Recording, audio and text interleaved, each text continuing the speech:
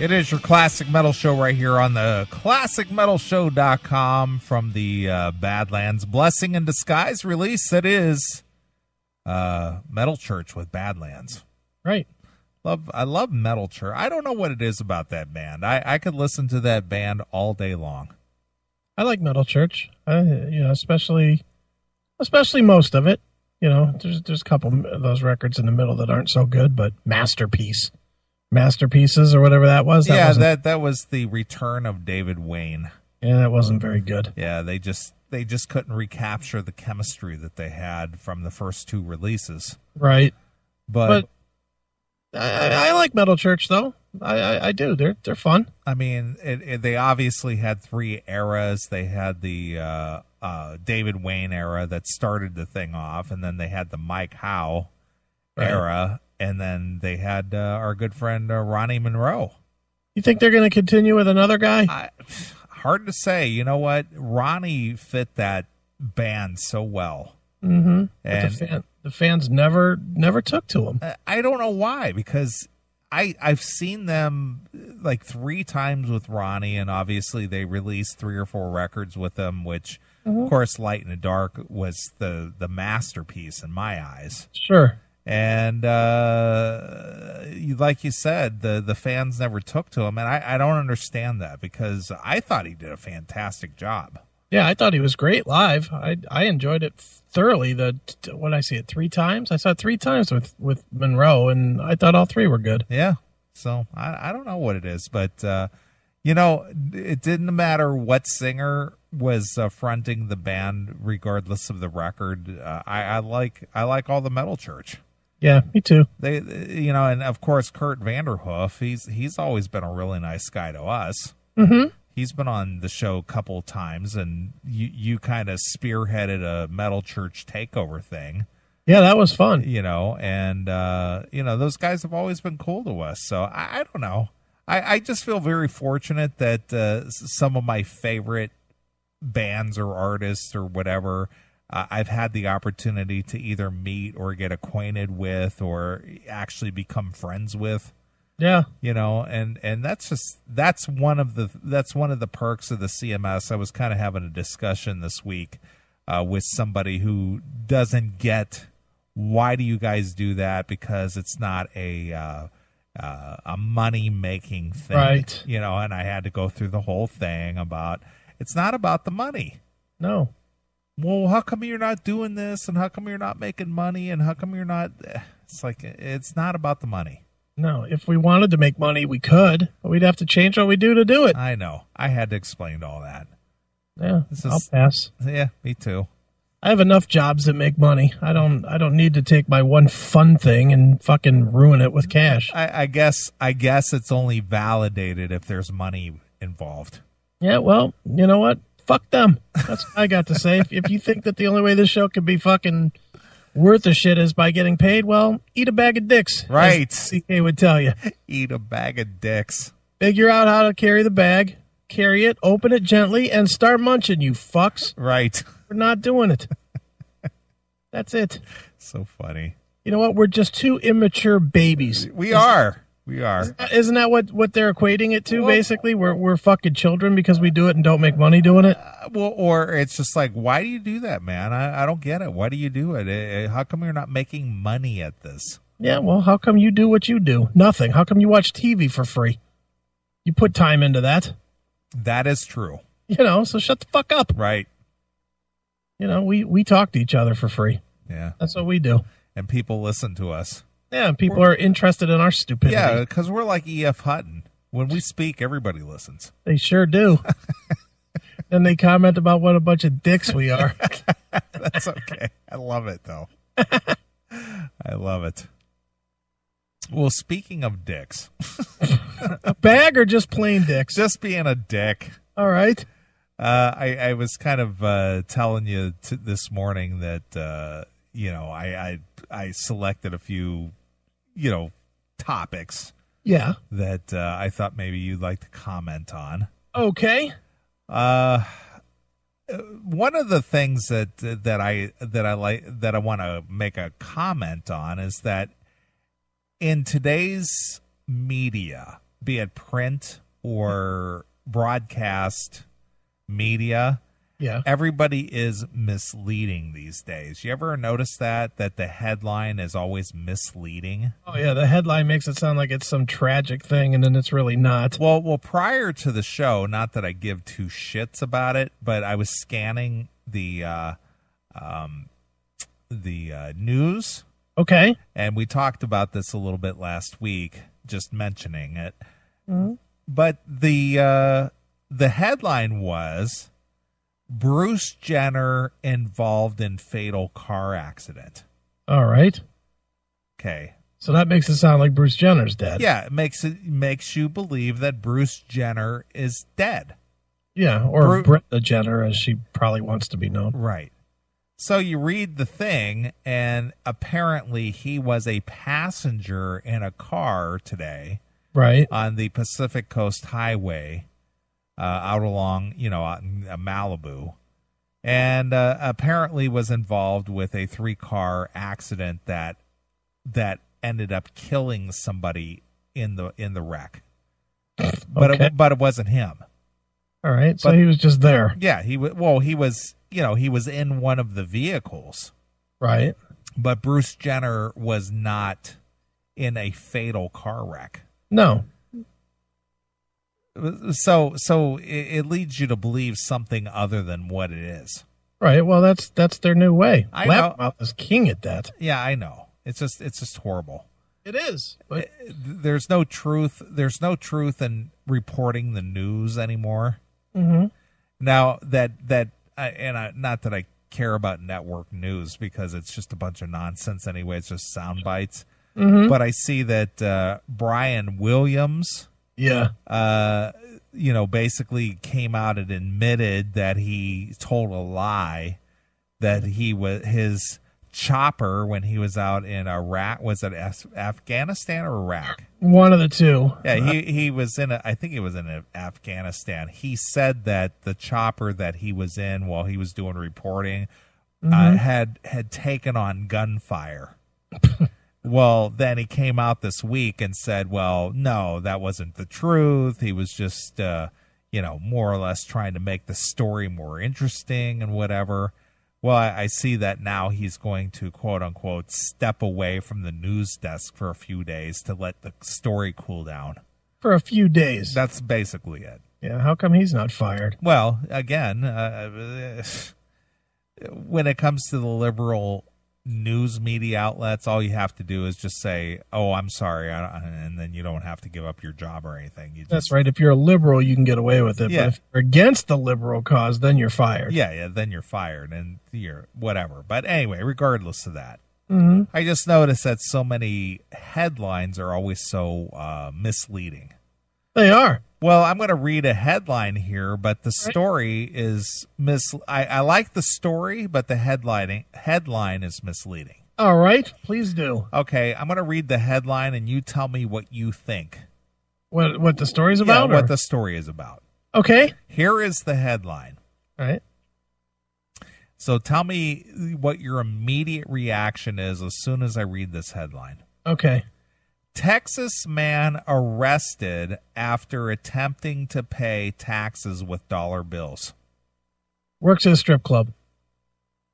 That's your immediate reaction? Oh, dollar bills. Yeah, but I'm talking about the headline here. Why? I mean, the headline basically makes it sound like they don't want to take his money, like they don't want to take his currency. Well, that's the way that I read it, is he got arrested for paying his tax bill with dollar bills. Right. Like it's illegal to do that. Yeah, somehow that's against the law. Yeah. Well, that's not the case here. That's not what the story's about. Yeah, but people read it. You read it because I it's on did. the headline. Yeah, it's just like, what? This guy tried to pay his tax bill with dollar bills, and he got arrested for doing that? Yeah, how does that work? Well, so of course you have to read it, and then you find out, well, he didn't get arrested for paying his bill. Right. Okay, so here's the story. All right. A Wichita Falls man made the news last week when he was arrested while trying to pay his property taxes. Okay. Okay. Only there's a little bit more to the story than that. Oh, no. All right. The 27-year-old Texan, Timothy Andrew Norris, I like how they have to throw his middle name in there. Yeah. Arrived in person at the Wichita County Courthouse to pay his $600 property tax with individual dollar bills. Okay. Only there was a twist, or a fold, rather. Ugh.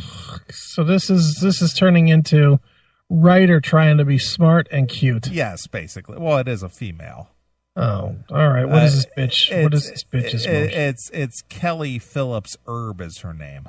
Oh yeah, got her middle name too. Thank God. Yeah. Well, you got to identify. It's like Yngwie J. Malmsteen. Right. Separate them from the other Yngwie Malmsteens in the world. Yeah, because there's a bunch of them. Exactly. I saw that little joke in the chat room earlier.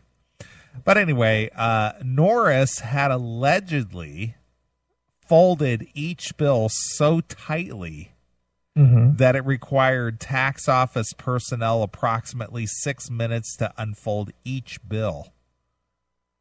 What do you do it with glue? I don't know. But he must have folded up really tight. I guess. 6 minutes per bill? That's not true. If you're doing the math, that means... Well, and here's the other question I have. Yeah. How did, aside from the police blotter for arresting this guy, how did this end up in the as a news story? Who knows? Since when is the media staking out the tax office at the county seat? You know, some asshole at the tax office called and made this whole story up. Of course. Because there's no possible way could it take 6 minutes to unfucking wrap a bill, no matter how it's folded. Right. There's no way. Yeah. If you're doing the math, that means it would take 3,600 minutes or 60 hours longer than a work week to unfold the bills. 60 hours. 60 hours to unfold $600 worth of single dollar bills. Right, and instead they did it in 10 minutes, but go ahead. All right. The tax assessor collector, Tommy Smith, said that the spectacle brought work in the office to a halt, so he asked Norris to leave. Well, why should he leave? Well, again, here it starts escalating. Okay. Norris refused and was eventually arrested and charged with criminal trespass. He wanted a receipt for his shit, right? Yeah. So he brought in these tightly wrapped single dollar bills. I can't even imagine how you could have wrapped those bills so tight. Yeah, me either. But apparently, Mr. Norris took 60 hours to wrap them. So Norris refused and was eventually arrested and charged with criminal trespass. As you can imagine, Norris was none too happy about being arrested and attempted to break away from the arresting officer. Well, that's where he's getting stupid. Exactly. Earning him an additional charge of resisting arrest. So did you happen to hear about the riots that broke out in Wichita Falls, Texas this week? No. That's because there were none. Oh, really? You mean people don't riot when their tax problems are? Well, this unarmed man got harassed and arrested for resisting arrest. You know, what color is this guy? I can only imagine he was white. I have no idea, though. What's his name? His name is, what is his name? He's got a very Christian white name, Timothy Andrew Norris.